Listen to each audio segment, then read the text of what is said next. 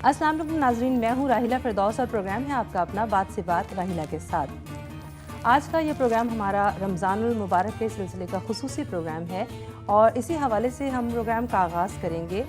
या अय्युहल्लज़ीना आमनू कुतिबा अलैकुमुस्सियामु कमा कुतिबा अलल्लज़ीना मिन क़ब्लिकुम लअल्लकुम तत्तक़ून। ए ईमान वालो, तुम पर रोज़े फ़र्ज़ किए गए जैसा कि तुमसे पहले वालों पर फ़र्ज़ किए गए थे ताकि तुम तक़वा इख्तियार करो। आज के हमारे इस प्रोग्राम में हमने खुसूसी तौर पर दावत दी है मोहतरम जनाब साहिबजादा पीर सैयद इरफान अली बुखारी साहब को, जिनका ताल्लुक़ खलीफ़ा मजाज दरगाह हज़रत ख्वाजा निज़ामुद्दीन औलिया और ये ख़तीब गुलाब बानो इस्लामिक सेंटर ब्रुकलिन से इनका ताल्लुक़ है। और हमारे आज के इस प्रोग्राम में ख़ास तौर पर इन्हें हमें मदऊ किया है कि आज ये इस्तक़बाल रमज़ान के हवाले से गुफ्तगू फरमाएँ।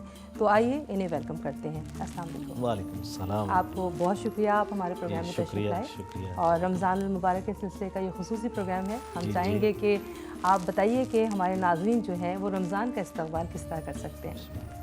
जी, ये सबसे पहले तो आपका शुक्रिया कि आपने मुझे अपने स्टूडियो में दावत दी और रमज़ानुल मुबारक के हवाला से सबसे बेहतरीन जो आगाज़ है वो आपने इसलिए फ़रमाया, ख़ुद ही कुरान पाक की आयत करीमा जो आपने तिलावत फ़रमाई है कि अल्लाह रब्बुल इज़्ज़त ने इरशाद फ़रमाया, या अय्युहल्लज़ीना आमनू कुतिबा अलैकुमुस्सियामु कमा कुतिबा अलल्लज़ीना मिन क़ब्लिकुम लअल्लकुम तत्तक़ून, कि ए ईमान वालो, तुम पर रोज़े फ़र्ज़ किए गए हैं जैसा कि तुमसे पहली उम्मतों पर फ़र्ज़ किए गए थे।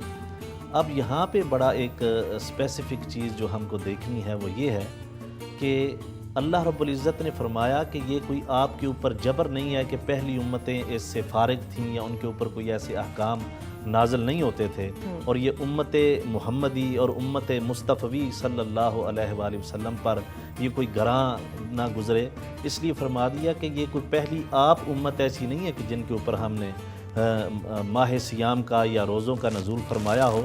इससे पहले जो दीगर अम्बिया अलैहिमुस्सलाम गुज़र चुके हैं उनके उम्मतों के ऊपर भी ये रोज़े जो हमने फ़र्ज़ किए गए।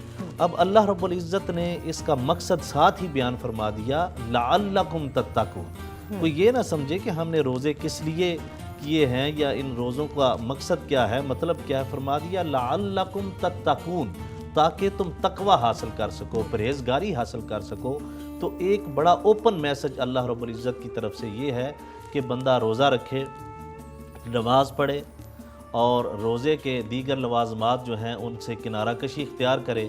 अब रोज़े का मकसद ये है कि लअल्लकुम तत्तक़ून, तकवा इख्तियार किया जाए। एक बंदा रोज़ा रखता है साथ झूठ भी बोलता है, एक बंदा रोज़ा रखता है साथ बद कलामी भी करता है, एक बंदा रोज़ा रखता है और उसके साथ साथ वो किसी का हक़ भी जो है वो मारता है, यतीम के हक़ का ख्याल नहीं करता। वो उसके जितने भी मामूलात ज़िंदगी हैं वो वैसे के वैसे हैं जैसे रोज़ा रखने से पहले थे।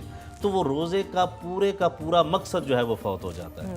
तो लअल्लकुम तत्तक़ून रोज़ा इसलिए रखा जाता है ताकि तकवा इख्तियार किया जाए, दिल को तकवा मिल सके। अगर रोज़ा रखने के बावजूद ये सारी चीज़ें आपको हासिल नहीं होती, तकवा हासिल नहीं होता, आप अल्लाह रब्बुल इज़्ज़त की बारगाह में खुशू और खुज़ू के साथ हाज़िर नहीं होते, तो रोज़े का मकसद फौत हो जाता है। नबी करीम सल्लल्लाहु अलैहि वसल्लम के बारे में दीगर सहाबाए किराम भी बयान फरमाते हैं। हज़रत अबू हुरैरा रज़ियल्लाहु ताला अन्हु आप रवायत फरमाते हैं कि आका अलैहिस्सलाम जिस दिन शाबान का आखिरी दिन होता, शाबान के आखिरी दिन में आप इह्तिमाम फरमाते, सहाबाए किराम को इकट्ठा फरमाते और इकट्ठा फरमा के जमा फरमा के सहाबाए किराम को रमज़ान के फ़ज़ाइल बयान किए जाते हैं। अच्छा। यानी कि अगर हम आज रमज़ान के फ़ज़ाइल बयान कर रहे हैं और लोग देखेंगे तो उसका मकसद ये नहीं है कि हम ऐसे सरे राह और आम तौर पर करेंगे। सुन्नत नबवी सल्लल्लाहु अलैहि वसल्लम के ऊपर असल में अमल हो रहा है। रमज़ान के शुरू होने से पहले शाबान में नबी करीम सल्लल्लाहु अलैहि वसल्लम आप तलकीन फरमाते शाबान के फ़ज़ाइल, रमज़ानुल मुबारक के फ़ज़ाइल और रमज़ानुल मुबारक की जितनी बातें हैं वो आप फरमाते कि रमज़ान के ये फ़ज़ाइल हैं, रमज़ान में ये है, जितनी बातें टोटल होती आका अलैहिस्सलाम सहाबा किराम को फरमाते। और रमज़ानुल मुबारक के हवाले से एक और बात जो ये है कि अल्लाह रब्बुल इज़्ज़त ने खुद कुरान पाक में इरशाद फरमाया, शहरु रमज़ानल्लज़ी उनज़िला फ़ीहिल कुरान, कि दूसरी ख़ास बात रमज़ानुल मुबारक की ये है کہ اللہ رب العزت فرماتے ہیں کہ اس کے اندر ہم نے قرآن پاک کو نازل فرمایا، یعنی کہ قرآن پاک کا نزول رمضان کے اندر ہوا ہے۔ تو اس حوالے سے ایک اور ضروری بات یہ ہے کہ جتنی بھی آسمانی کتب ہیں، جتنے بھی صحائف ہیں، جتنے بھی ان کا نزول رمضان المبارک کے اندر ہوا ہے۔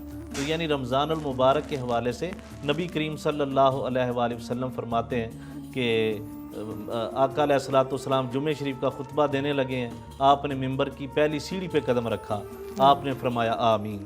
ممبر کی دوسری سیڑھی پہ قدم آپ نے رکھا، آپ نے پھر فرمایا آمین۔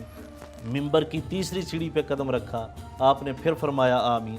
صحابہ اکرام رضوان اللہ علیہم اجمعین نے بعد میں آپ سے دریافت کیا کہ یا رسول اللہ صلی اللہ علیہ وسلم، آج خلاف معمول آپ نے جو عمل فرمایا ہے یہ ہماری سمجھ میں نہیں آیا کہ آپ نے ممبر کی پہلی سیڑھی پہ قدم رکھا تو آمین فرمایا، دوسری پہ رکھا آپ نے آمین فرمایا، تیسری سیڑھی پہ قدم مبارک رکھا آمین فرمایا، اس سے پہلے آپ نے یہ عمل مبارک نہیں فرمایا۔ تو آپ نے ارشاد فرمایا کہ میں نے جب ممبر کی پہلی سیڑھی پہ قدم رکھا تو جبریل امین حاضر ہوئے، انہوں نے عرض کی یا رسول اللہ صلی اللہ علیہ وسلم، جس کی زندگی میں رمضان آیا اور اس نے رمضان کے روزے رکھ کے اپنے اوپر جنت کو واجب نہ کر لیا، اپنے اوپر جنت کو واجب کر کے اپنی نجات کا سبب نہ بنا لیا، وہ شخص ہلاک ہو جائے۔ تو آپ نے فرمایا، میں نے کہا آمین۔ پھر جب ممبر کی دوسری سیڑھی پہ قدم رکھا تو جبریل امین پھر حاضر ہوئے، آپ نے فرمایا یا رسول اللہ صلی اللہ علیہ وسلم، جس کے سامنے آپ کا نام نامی لیا جائے اور آپ کا نام پاک سن کر وہ آپ کے اوپر درود پاک نہ بھیجے، وہ شخص بھی ہلاک ہو جائے۔ تو میں نے فرمایا آمین۔ جب ممبر کی تیسری سیڑھی پہ قدم رکھا تو جبریل امین نے عرض کی یا رسول اللہ صلی اللہ علیہ وسلم کہ جس کی زندگی میں اس کے والدین زندہ ہوں یا ان میں سے کوئی ایک زندہ ہو اور اس کا ادب اور احترام کر کے وہ جنت کو اپنے اوپر واجب نہ کر لے، وہ بھی ہلاک ہو جائے۔ تو نبی کریم صلی اللہ علیہ وآلہ وسلم کا یہ فرمانا کہ رمضان المبارک کے حوالے سے دیکھیے کہ جبریل امین اس شخص کے لیے بد دعا کر رہے ہیں جو رمضان المبارک کا احترام نہیں کرتا، رمضان المبارک کے روزے نہیں رکھتا۔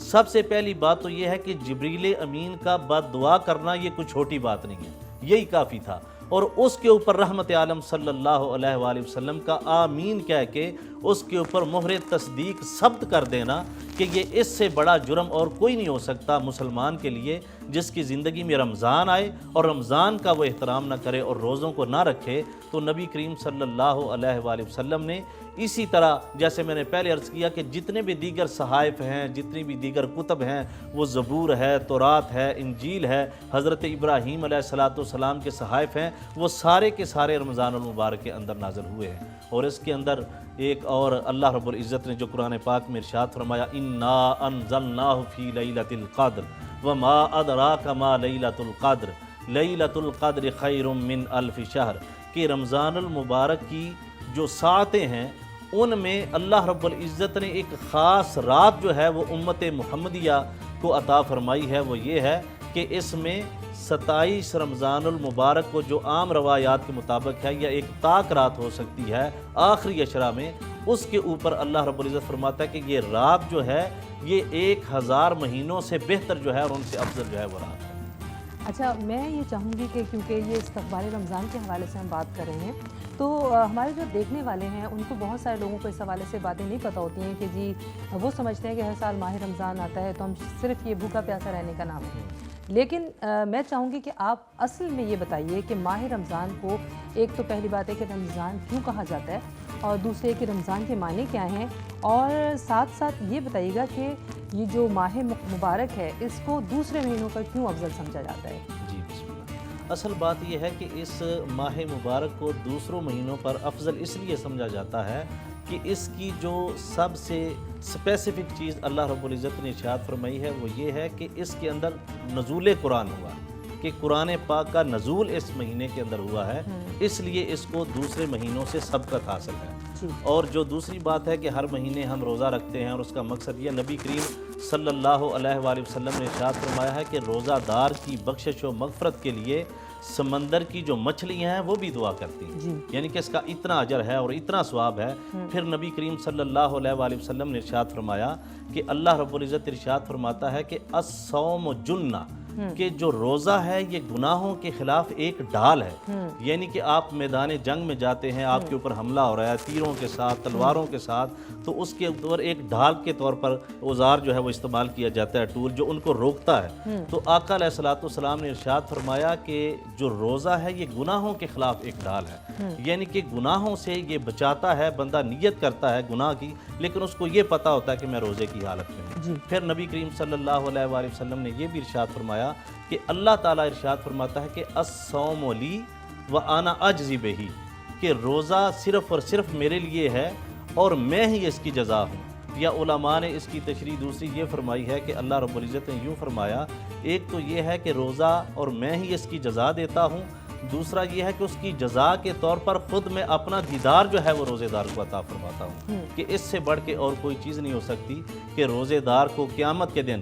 پھر نبی کریم صلی اللہ علیہ وآلہ وسلم نے یہ بھی ارشاد فرمایا کہ جو شخص روزہ رکھتا ہے قیامت کے دن جب وہ جائے گا تو جنت کے 8 دروازوں میں سے ایک دروازہ ہے، اس کا نام ہے باب الریان، اس میں صرف اور صرف روزے دار جو ہیں وہ داخل کیے جاتے ہیں۔ قیامت کے دن آواز دی جائے گی کہ روزے دار کدھر ہیں؟ جب روزے دار اکٹھے ہو جائیں گے تو ان روزے داروں کو اس باب الریان سے جنت میں داخل کر دیا جائے گا، پھر اس کے بعد اس دروازے کو بند کر دیا جائے گا، کسی اور کو اس میں داخل نہیں کیا جائے گا۔ کہ یعنی یہ اصل میں دوبارہ آپ کی بات کو آگے بڑھاؤں گی کہ یہ جو ہمارے اسلام کے بنیادی ارکان ہیں اس میں روزے کو ایک خاص مقام حاصل ہے، اور روزے کے بارے میں یہ کہا جاتا ہے کہ یہ وہ واحد عبادت ہے جس کا تعلق صرف اور صرف اللہ تعالیٰ کے اور بندے کے درمیان ہوتا ہے۔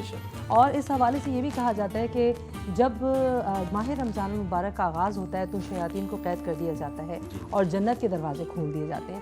تو جو ہمارے عام لوگ ہیں وہ ان چیزوں کو کس طرح سے محسوس کر سکتے ہیں؟ جی، عام لوگوں کے لیے ضروری بات یہ ہے کہ نبی کریم صلی اللہ علیہ وآلہ وسلم نے اس بارے میں بھی آپ کی احادیث مبارکہ جو ہیں وہ کتب میں بھری پڑی ہیں کہ شیاطین جو ہیں، اب دیکھیے جب انسان ایک گناہ کرتا ہے تو احادیث کی کتابوں کے اندر لکھا ہے کہ اس کے دل کے اوپر سیاہ رنگ کا ایک نشان لگا دیا جاتا ہے، جب دوسرا گناہ کرتا ہے تو اس کے اوپر دوسرا نشان لگا دیا جاتا ہے، تو گناہ کر کر کے پورے کا پورا دل جو ہے وہ سیاہ ہو جاتا ہے۔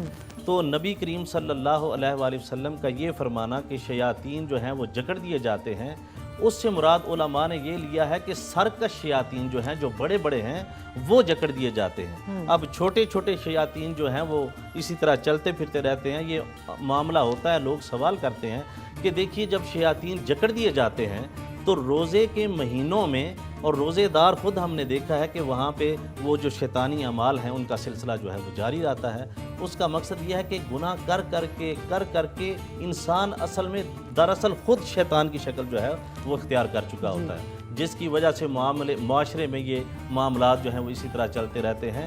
تو شیاطین کا جکڑے جانے سے مراد یہ ہے کہ جو سرکش شیاطین ہیں، جو بڑے بڑے ہیں، وہ جکڑے جاتے ہیں، اور جو چھوٹے چھوٹے ہیں وہ اسی طرح رہتے ہیں۔ جو عام انسان اس کو کیسے اپنے اندر فیل کر سکتا ہے، محسوس کر سکتا ہے کہ ہم کس طرح روزے دار سے روزے کی حالت میں گناہوں سے محفوظ رہ سکتے ہیں، اور یہ معاملہ صرف اللہ اور اس بندے کے درمیان ہے۔ اب دیکھیے نماز ایک شخص پڑھتا ہے تو ہو سکتا ہے وہ ریاکاری کے لیے کسی کو دکھانے کے لیے پڑھ رہا ہو، حج کر رہا ہو کسی کو دکھانے کے لیے پڑھ رہا ہو۔ اب دیکھیں کہ روزہ دار جو ہے وہ اگر ایک کمرے کے اندر بالکل اکیلا موجود ہے، کوئی دیکھنے والا اس کو موجود نہیں، وہاں پہ طرح طرح کی نعمتیں پڑی ہوئی ہیں، پھل پڑے ہوئے ہیں، اور پانی کی ٹھنڈی جو ہیں وہ چیزیں وہاں پہ موجود ہیں، مشروب طرح طرح کے وہاں پہ موجود ہیں، لیکن اس کو پتہ ہے کہ میں روزے سے ہوں اور یہ معاملہ میرا اور میرے اللہ کے درمیان ہے، اور وہ دیکھ رہا ہے۔ اس لیے فرمایا کہ روزے کا معاملہ اللہ اور بندے کے درمیان ہے، دوسرے معاملات تو وہ کسی کو دکھانے کے لیے کر سکتا ہے، لیکن روزہ ایسا عمل ہے کہ جب وہ اکیلا بھی ہوتا ہے تو اس کو پتہ ہوتا ہے کہ میں اکیلا ہوں، لیکن روزہ جو ہے یہ میرا اللہ رب العزت بچ رہا ہوں ان چیزوں سے، اور اللہ رب العزت جو ہے وہ دیکھ رہا۔ اس لیے ایک چیز اور بھی ہے، وہ یہ ہے کہ بہت سارے لوگ جو ہیں جب عام دنوں میں جو ان کے روزمرہ کے معمولات ہوتے ہیں، جب انہیں پتہ چلتا ہے کہ اب جی ماہ رمضان المبارک کا آغاز ہونے ہی والا ہے، تو جیسے کہتے ہیں نا کہ پہلے سے شعبان کے روزے رکھنے لگ جاتے ہیں کہ آہستہ آہستہ کر کے روٹینز میں آ جائیں گے۔ پھر یہ ہے کہ عام دنوں میں جو آپ کا روزمرہ کا کھانا پینا ہوتا ہے یا بہت سارے لوگ ایسے ہوتے ہیں جو نماز کی پابندی نہیں کرتے لیکن سوچتے ہیں کہ اب کیونکہ یہ ماہ مبارک آنے والا ہے، کیونکہ یہ تو کہتے ہیں نا کہ رمضان المبارک تو اللہ تعالیٰ کا دیا ہوا تحفہ ہے، یہ ایک نعمت ہے، یہ ایک مہمان ہے جو اللہ کا مہمان ہے اور صرف ایک مہینے کے لیے آتا ہے ہمارے پاس، تو ہم اس کے لیے ایک کہتے ہیں نا کہ خصوصی تیاری کرتے ہیں۔ جب کوئی عام مہمان بھی ہمارے گھروں میں آتے ہیں تو ہم سوچتے ہیں کہ ان کے لیے کس طرح کی تیاری کی جانی چاہیے، تو جو لوگ ہوتے ہیں وہ عموماً کوشش کرتے ہیں کہ جی بری چیزوں سے بچیں، اچھائیوں کی طرف جائیں۔ ان میں وہ کون کون سے عوامل ہیں جو خاص طور پر جو انہیں اختیار کرنے چاہیے کہ جس سے وہ آہستہ آہستہ کر کے اس رمضان المبارک کے مہینے میں داخل ہو سکے؟ اصل میں بات یہ ہے کہ ہمارے معاشرے کا جو ایک المیہ ہے اور ستم ہے وہ یہ ہے کہ ہم نے رمضان المبارک کے اس مقدس اور بابرکت مہینے کو، جس کو کہ قیام اللیل کے لیے اللہ رب العزت نے نازل فرمایا، روزے رکھنے کے لیے، اور مقاصد میں جو سب سے بڑا مقصد ہے لعلکم تتقون، تاکہ تقوی اختیار کیا جائے۔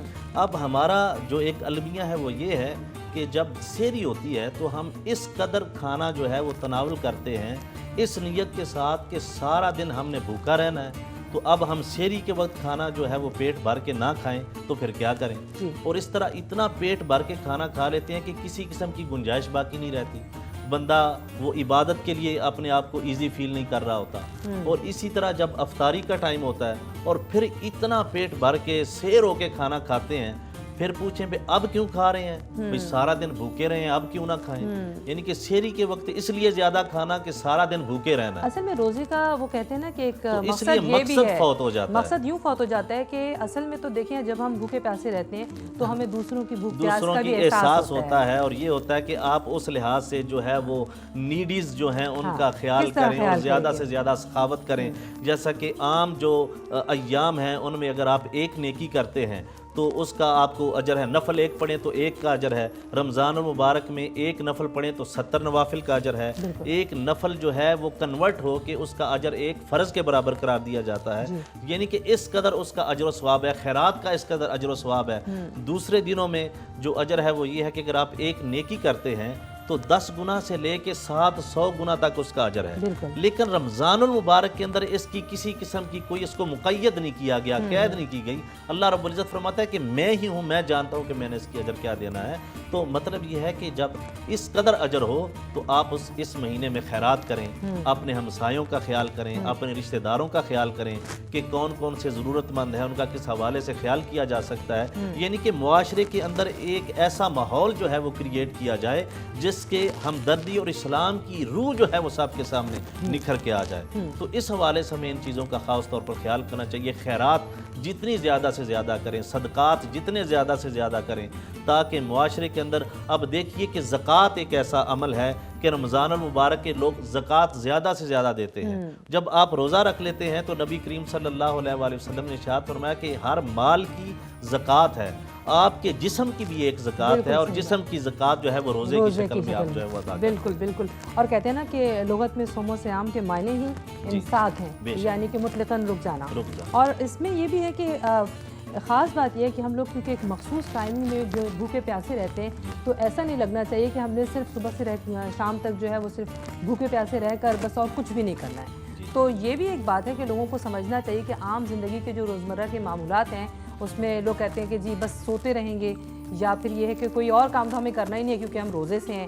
اور بہت سارے لوگ ایسے بھی ہوتے ہیں جو یہ سوچتے ہیں کہ جی ٹھیک ہے ہم نے روزہ رکھا ہوا ہے لیکن اب جو ہے نا وہ ہم ٹھیک ہے بری بات کہہ دیتے ہیں، کوئی بات نہیں ہے، کبھی کبھی مال میں کاروبار میں بھی کبھی کبھی اوپر نیچے آپ کو پتہ ہے لوگ کرتے ہیں۔ بالکل بالکل، یہ قطعاً اس کی ممانعت کی گئی ہے۔ اب دیکھیے کہ اب معاملات ایسے ہیں، گرمی ہے ہم روزہ نہیں رکھیں گے، یہ ہے ہم روزہ نہیں رکھیں گے۔ اب ذرا غزوہ بدر کی طرف دیکھیں کہ نبی کریم صلی اللہ علیہ وآلہ وسلم کے صحابہ اکرام نے 17 رمضان المبارک کو روزے کی حالت میں، جو پہلی جنگ اسلام اور کفر کی ہوئی ہے وہ روزے کی حالت میں، تو یہ جو جتنے بھی عذر ہیں یہ کوئی معنی نہیں رکھتے۔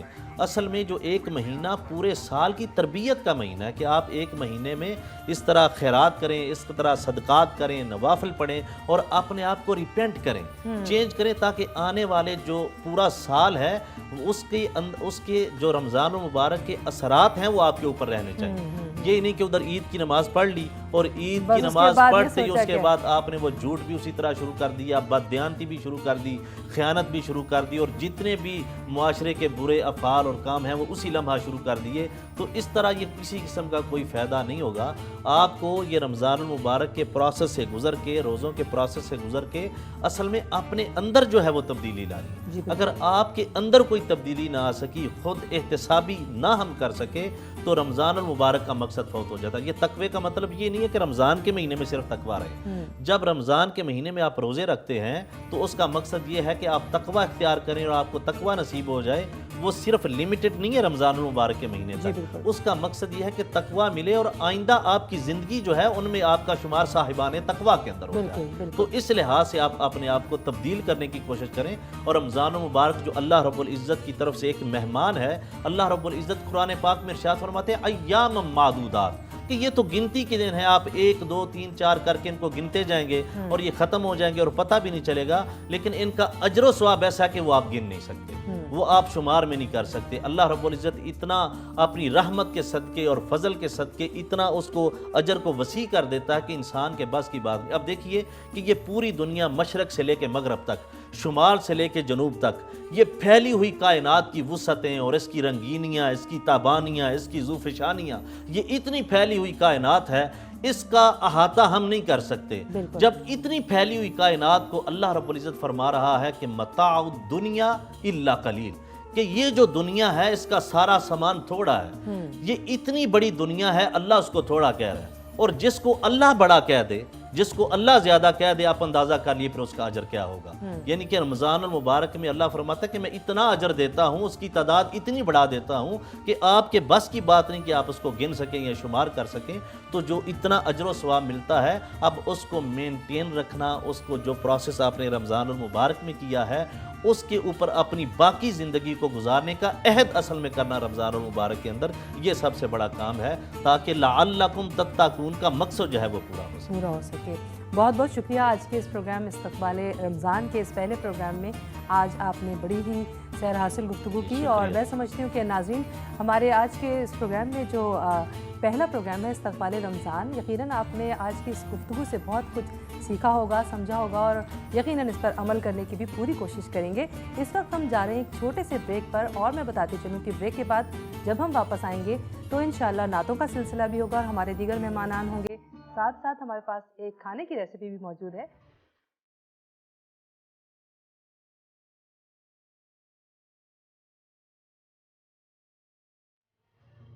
جی ناظرین، اس وقت ہم موجود ہیں آج نیو یارک میں. ہمارا جو ہے وہ پہلا پروگرام ہے استقبال رمضان کا. بریک کے بعد ایک بار پھر آپ کے ساتھ شامل ہیں اس پروگرام میں.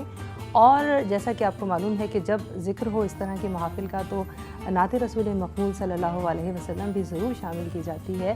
اور اسی حوالے سے ہمارے پاس نعتیہ شعر بھی ہے کہ زہ مقدر حضور حق سے سلام آیا، پیام آیا، جھکاؤ نظریں بچھاؤ پلکیں، ادب کا اعلیٰ مقام آیا. ہمارے آج کی اس محفل میں میرے ساتھ موجود ہیں اس وقت اقرا شبیر. میں آج چاہوں گی کہ ان سے آپ کی ملاقات کرواؤں اور ان سے جانتے ہیں کہ نعت کے حوالے سے آج یہ ہمیں کیا پیش کریں گے. السلام علیکم اقرا. وعلیکم السلام. کیسی ہیں آپ؟ الحمدللہ. آپ کیسی ہیں؟ رمضان المبارک کی بہت بہت مبارکباد. خیر مبارک.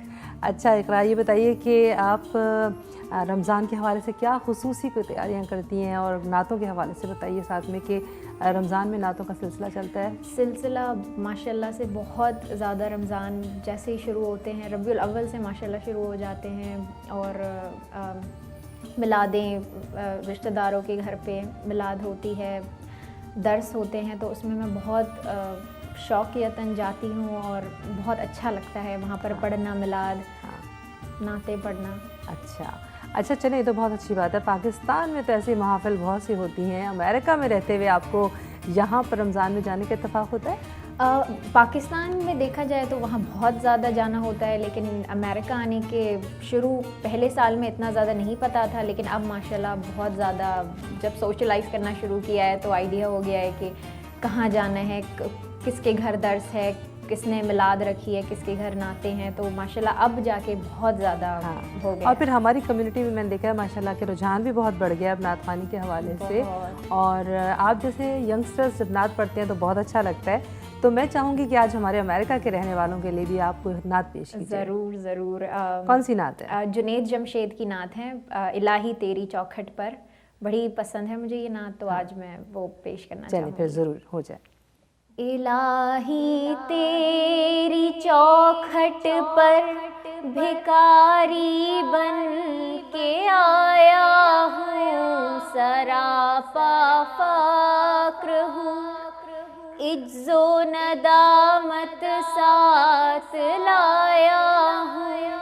الہی تیری چوکھٹ پر بھکاری بن کے آیا ہوں, سراپا فقر ہوں, عجز و ندامت ساتھ لایا ہوں.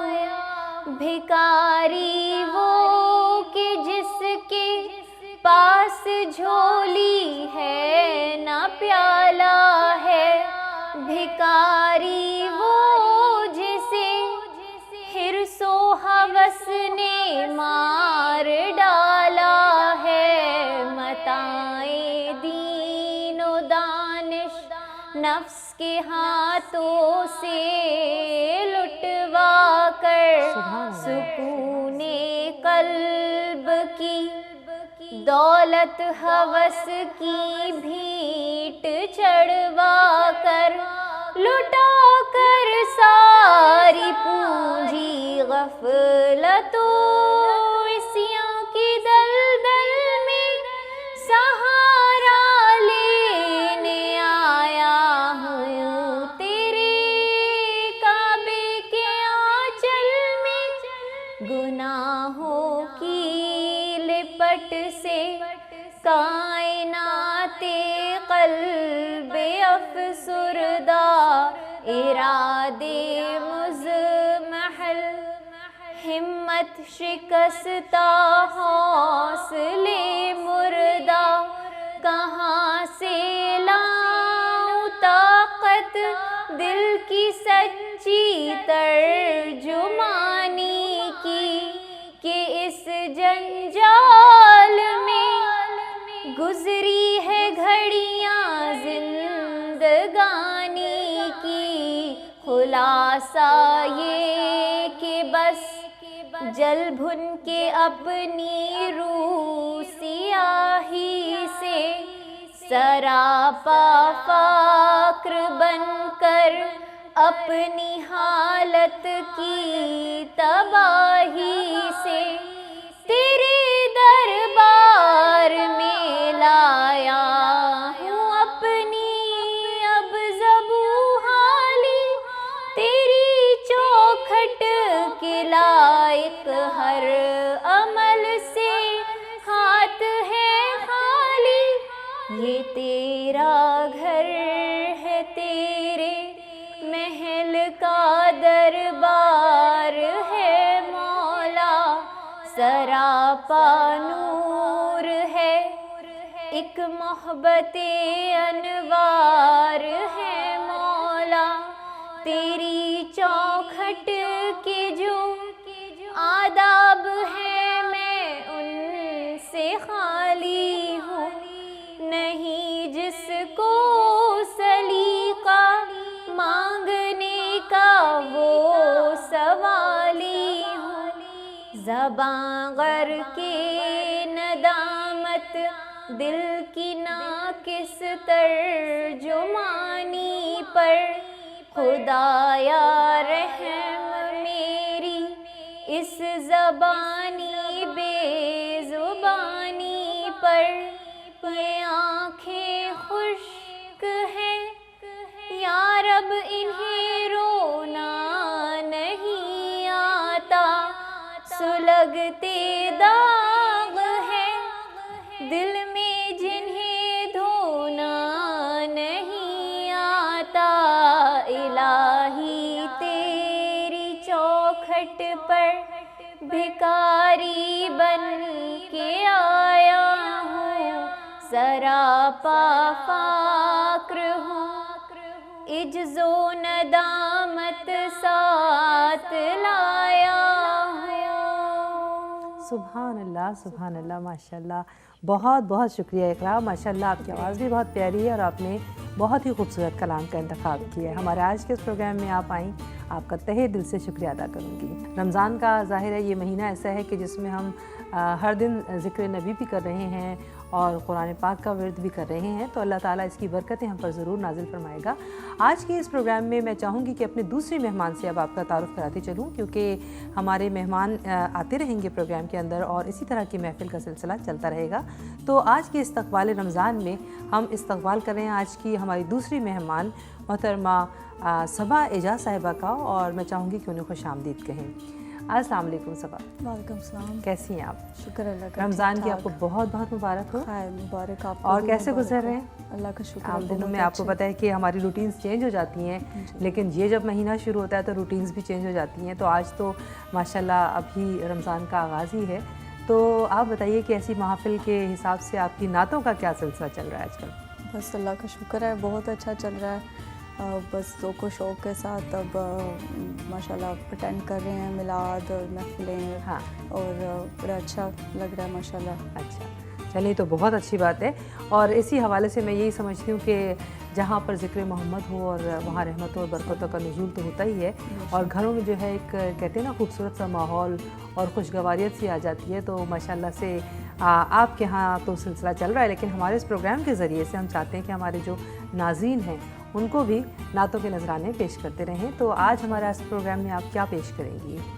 जी मैं एक नात पढ़ रही हूँ, उसका वो है कलाम है बेखुद किए देते हैं अंदाज़े हिजाब। क्या बात है, बहुत खूब, बहुत अच्छी। तो मेरे ख्याल में नात हो जाए फिर। जी। सल्ले अला नबी ना सल्ले अला मुहम्मदिन सुभान अल्लाह। सल्ले अला करीमेना सल्ले अला मुहम्मदिन। बेखुद किए देते हैं, बेखुद किए देते हैं अंदाज हिजाबाना आदिल में तुझे रख लूं, आदिल में तुझे रख लूं। ऐ जलवे जानाना बेखुद किए देते हैं।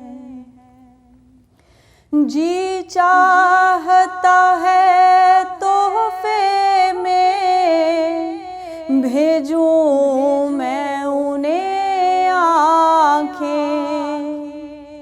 जी चाहता है तोहफे में भेजूं मैं उन्हें आँखें।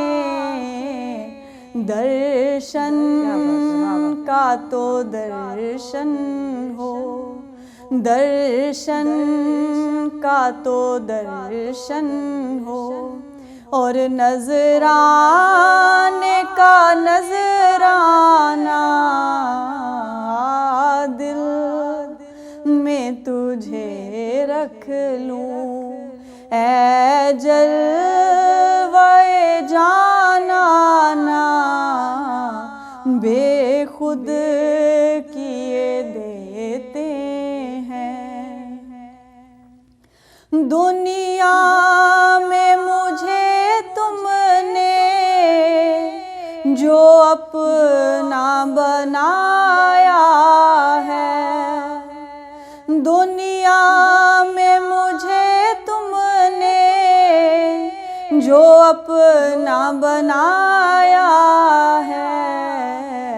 महशर में भी कह देना, महशर में भी कह देना, ये है मेरा दीवाना सुभान अल्लाह, सुभान अल्लाह, वाह वाह। आ दिल में तुझे रख लूं, ए जलवाए जानाना, बेखुद किए देते हैं।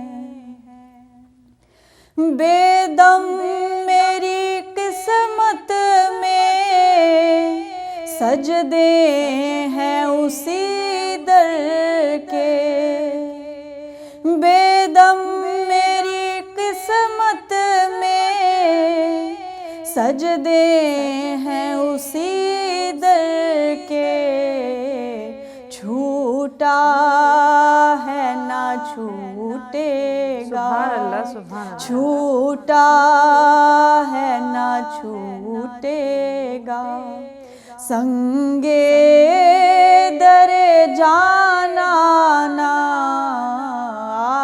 दिल में तुझे रख लूं, दिल में तुझे रख लूं, ए जलवाए जानाना, बेखुद किए देते हैं।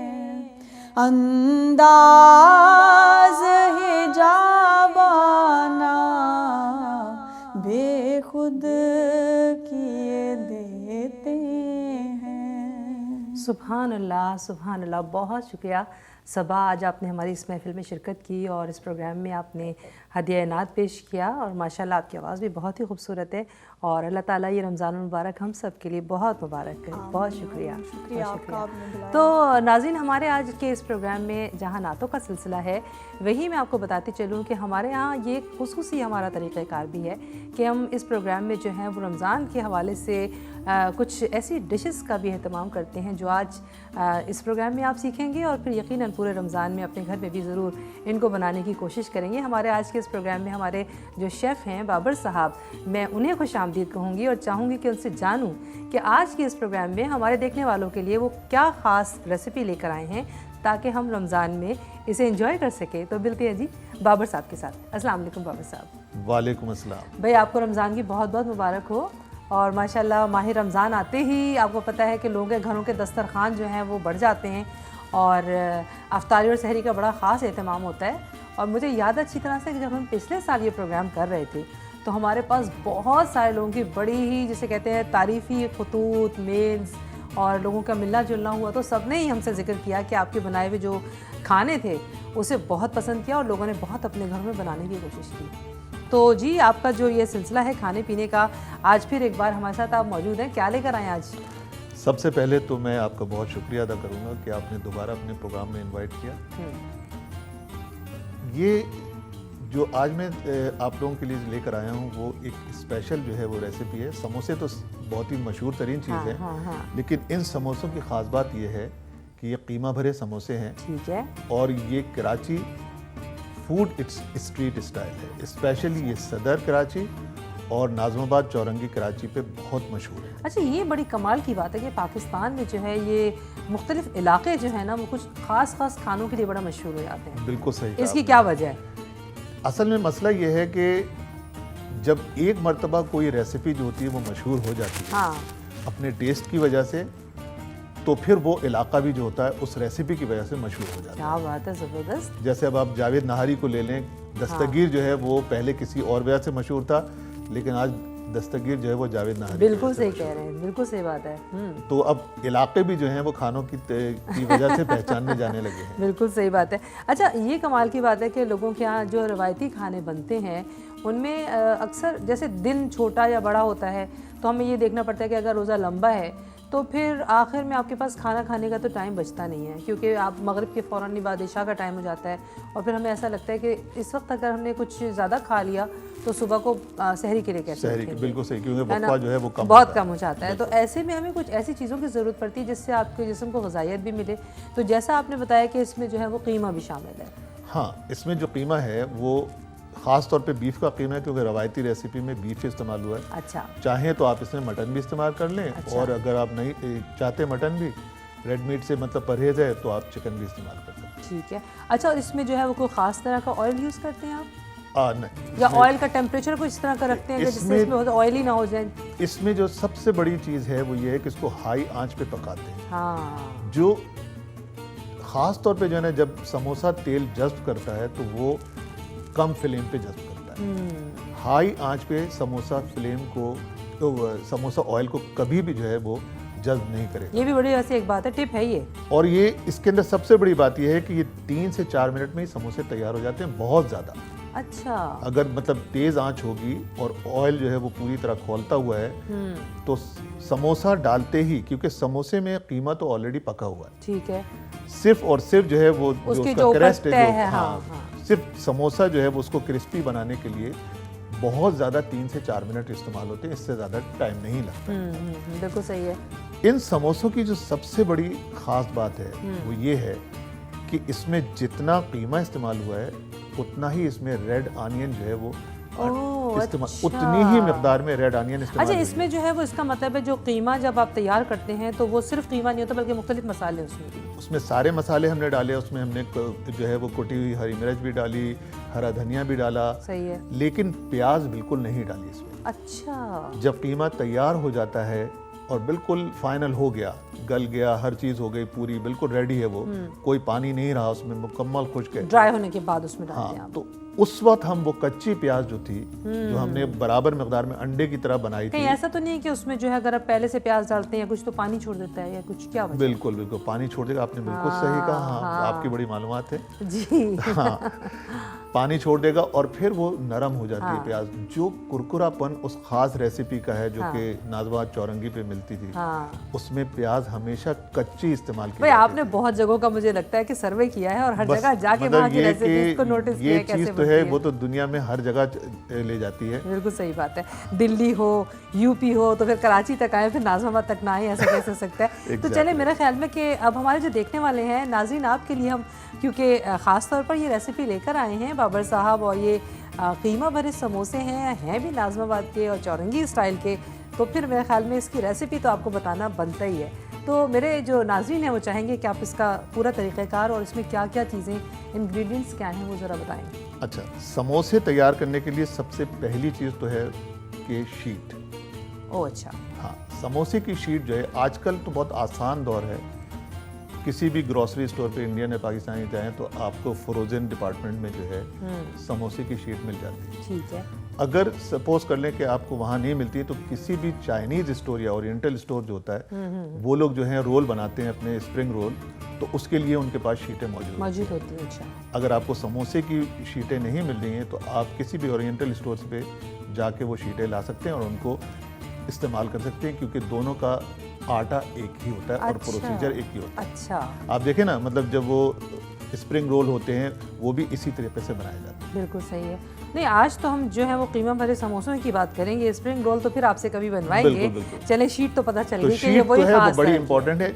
جو ہماری ویڈیو آپ دیکھیں گے اس میں ہم نے پورا پروسیجر بتا دیا ہے کہ کس طریقے سے ٹرائنگل بنائی جائے گی. اچھا, اور پاکٹ کس طریقے سے اس میں کریٹ ہوتی ہے اور کس طرح سیل کیا جاتا ہے. یہ بہت اچھی بات ہے کہ آپ کی یہ تمام جو ریسیپیز ہیں یہ یوٹیوب پہ بھی موجود ہے. یہ بہت کمال بات ہے. تو اب آپ مجھے بتائیے گا کہ یہ ویسے عموماً اس کے اندر کوئی خاص ایسی ٹرکس ہے جس کی وجہ سے جو ہے یہ بہت اچھے اور اس کے جو انگریڈینٹس ہیں بہت ہی متناسب ہوتے ہیں؟ سب سے بڑی بات یہ ہے کہ کسی بھی ریسیپی کو مزیدار ترین بنانے کے لیے جو اجزاء کا تناسب, یعنی کہ اس میں جو انگریڈینٹس ہیں ان کی کوانٹٹی جو ہے اس کا پروپورشن بہت امپورٹنٹ ہوتا ہے. تھوڑی سی کوئی بھی جو ہے نا انگریڈینٹ اوپر یا نیچے ہو گیا وہ بات نہیں رہے. بالکل صحیح بات ہے. اور اس میں جو پیاز ہے جو کہ بالکل کچی آپ نے ڈالی تھی وہ آپ کو ایک خاص قسم کی لذت دیتی ہے, کرسپی ہوتی ہے جب آپ سموسے کھاتے ہیں, کیونکہ وہ صرف 3 سے 4 منٹ کے لیے سموسے کی لیئر کے اندر جو ہے وہ گرم ہو رہی ہے اور پک رہی ہے. تو اتنی دیر میں جو ہے وہ محفوظ رہتی ہے, اس کے ساتھ کوئی آئل کا جو ہے وہ ٹچ نہیں ہوتا, اور وہ انتہائی کرسپی ہوتی ہے جس وقت سموسہ تیار ہو کے نکلتا ہے. جیسے ہی سموسہ جو ہے وہ براؤن ہونا شروع ہو اور دونوں طرف سے اس طریقے کا کلر آ جائے, اسی وقت اس کو آئل سے باہر نکال دیا جاتا ہے. اگر آپ نے تھوڑی سی دیر کی, یہ بھی امپورٹنٹ ہے کہ اس کی ٹائمنگ, یہ آپ کے تجربے کے اوپر ہے کہ آپ کس طریقے سے اس کو پہچانتے ہیں کہ ہاں بھائی سموسہ اس وقت ریڈی ہے. اندر کا مسالہ تو آلریڈی پکا ہوا ہے, صرف اوپر کا جو مطلب جو سموسے کی جو شیٹ ہے اس کو ایک ہلکا سا براؤن ٹچ دینا ہے اور اسی وقت اس کو نکال لینا ہے. اچھا, کئی لوگ یہ بھی کہتے ہیں کہ جب آپ قیمہ بنوانے کے لیے جاتے ہیں تو وہ جو گوشت ہوتا ہے اس کو پہلے سے اگر آپ دھلوا کے اس کا قیمہ بنوا لیں تو زیادہ بہتر ہوتا ہے. یہ سب سے امپورٹنٹ بات ہے نا؟ قیمہ کبھی بھی دھویا نہیں جاتا. ہاں, اسی لیے قیمے کو جب بھی بنوائے تو اس سے بچر شاپ پہ آپ جا کے اس کو کہتے ہیں کہ پلیز. دیکھا میں نے آپ سے کتنی اچھی زبردست بات بتائی ہے میں نے آپ کو. آپ کی بڑی معلومات ہے, میں پہلے بھی میں تو مجھے کچھ باتیں جو ہے نا نظر میں رکھتی ہوں میں. یہ بہت ہی مطلب اہم ترین جو ہے وہ نقطہ ہے جو کہ قیمے کے لیے بہت ہی زیادہ ضروری ہے. صحیح, کہ قیمہ جو ہے بس ایک مرتبہ اس کو جو ہے وہ دھلوا لیا اور اس کے بعد اس کا قیمہ نکالا. بالکل صحیح ہے, بالکل صحیح ہے.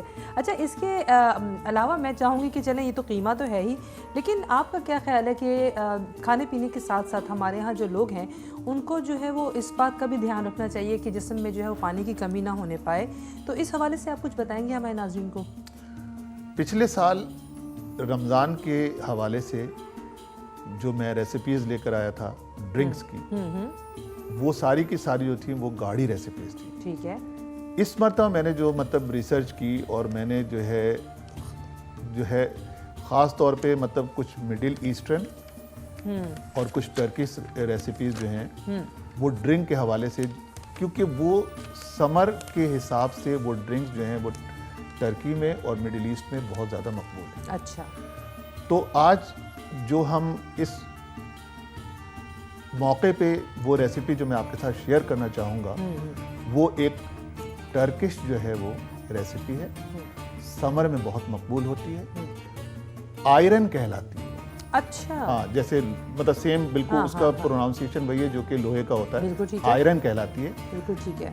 انتہائی جو چونکا دینے والی بات یہ ہے کہ وہ ہماری لسی سے بہت زیادہ مشابہ ہے. ہمارے یہاں جو لسی بنتی ہے اس سے بہت زیادہ مشابہ ہے. اچھا, تقریباً اس میں ایک آدھ آئٹم کو چھوڑ کے باقی سارے آئٹم جو ہیں وہ ہماری لسی کی ہیں, مطلب جو انگریڈینٹس ہیں وہ ہماری لسی میں استعمال ہوتے ہیں, لیکن لسی ذرا گاڑھی ہوتی ہے اور آئرن جو ہوتا ہے وہ تھوڑا پتلا ہوتا ہے. اچھا اچھا اچھا. دو طریقے سے بنایا جاتا ہے اس کو, یا خالی نمکین بنائی جاتی ہے یا کچھ لوگ اس کو شکر کے ساتھ بھی بناتے ہیں.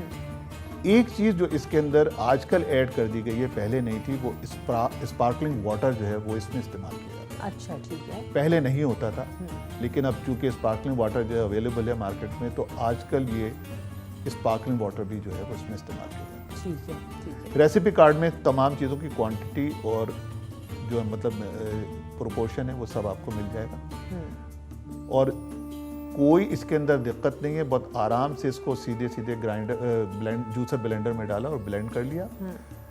اور اس کی سب سے بڑی بات یہ ہے کہ کیسے آپ کو پتہ چلے گا کہ وہ بلینڈ ہو چکا ہے, جب جھاگ بننا شروع ہو جائیں اور اوپر جو ہے جھاگ آ جائے تو سمجھ لیں کہ آپ کی ریسیپی جو ہے وہ ڈرنک آپ کا تیار ہے. یہ انتہائی تسکین بخش ڈرنک ہوتا ہے. سمر میں تو خیر بہت زیادہ ہی استعمال ہوتا ہے, اور افطار کے بعد میں یقیناً آپ کو کہوں گا کہ آپ استعمال کریں. ٹھیک ہے.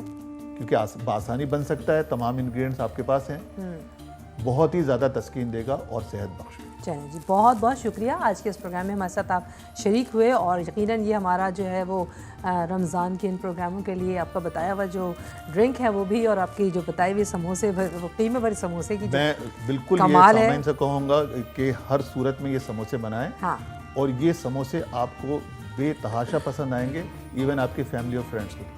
بہت بہت شکریہ. جی ناظرین, جیسا کہ آپ کو پتہ ہے کہ بابر صاحب کے ہمارے اس پروگرام میں انشاءاللہ گاہے بگاہے اسی طرح کی مختلف ریسیپیز کے ساتھ ان کی آمد کا سلسلہ جاری رہے گا. میں آپ کو بتاتی چلوں کہ اس وقت اس سال مجھے خاص طور پر اس طرح کی ڈریسنگ کے لیے جو ہے وہ امبرین آفندی نے خصوصی طور پہ یہ ڈریسز دیے ہیں, اور ان کا جو ان کے ڈریسز کے لیے ان کا جو برانڈ نیم ہے وہ ہے کورڈ سٹائلز اور ماڈسٹ اسٹائل. اور ماڈل سے جو سٹائل ہوتا ہے اس میں یہ ہوتا ہے کہ ہر طرح کے مواقع پہ آپ اسے پہن سکتے ہیں. اچھا. تو جی ہاں, تو میں چاہوں گی کہ میں ان کا شکریہ ادا کروں امبرین کا, اور انشاءاللہ اسی طرح کے ڈریسز آپ دیکھتے رہیں گے. اور میں ساتھ ساتھ آپ سے اجازت چاہتے ہوئے ایک بار یہ ضرور کہوں گی کہ کسی بھی عبادت اور کسی بھی عمل کا سب سے بڑا فائدہ یہی ہوتا ہے کہ اللہ رب العزت کی خوشنودی حاصل ہو جائے, اور پروردگار کی رحمت کاملہ اس عمل اور عبادت کرنے والے کو دین اور دنیا دونوں جگہ اپنی آغوش میں چھپا لے۔ آج کے اس پروگرام استقبال رمضان سے آپ سے اجازت چاہوں گی۔ دیکھتے رہیے بات سے بات راحیلہ کے ساتھ۔